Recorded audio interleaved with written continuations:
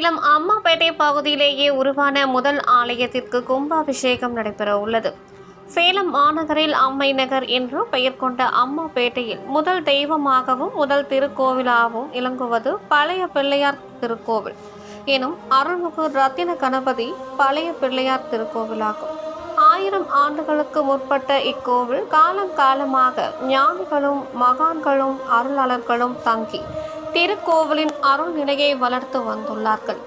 வருகிற தை மாதம் 21ஆம் நாள் 3/2/2025 திங்கட்கிழமை அன்று காலை 9:45 மணிக்கு மேல் 10:30 மணிக்குள் மகா கும்பாபிஷேக விழா நடைபெற உள்ளது.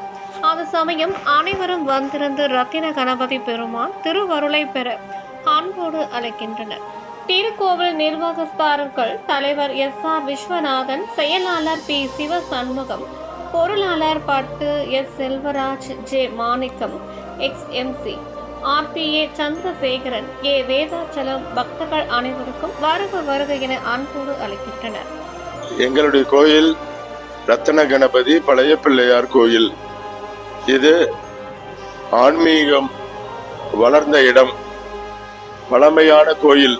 தை 21ஆம் தேதி பிப்ரவரி மாதம் 3ஆம் நாள் கும்பாபிஷேகம் நடைபெற இருக்கிறது. இந்த சமயம் பொதுமக்கள் அனைவரும் வந்து கலந்து கொண்டு ரத்தின கணபதியின் அருளை பெறுமாறு கேட்டுக்கொள்கிறோம்.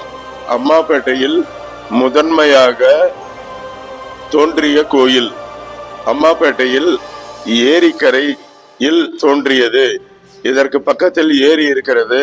அப்பொழுது வெளியூரிலிருந்து மக்கள் ஏரி இருப்பதனால் இங்கு வந்து குடியிருந்தார்கள். அவர்கள் உருவாக்கிய கோயில். இங்கு அந்த காலத்தில் ஆன்மீக குருக்கள் எல்லாம் வந்திருக்கிறார்கள். சிறப்பு வாய்ந்த கோயில்.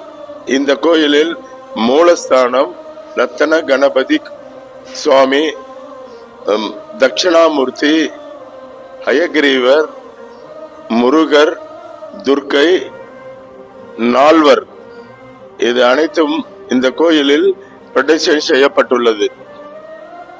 இந்த கமிட்டி நாங்கள் இருந்து 2009 கும்பாபிஷேகம் செய்தோம். பிறகு இப்பொழுது மறுபடியும் இதே கமிட்டி கும்பாபிஷேகம் செய்கிறது.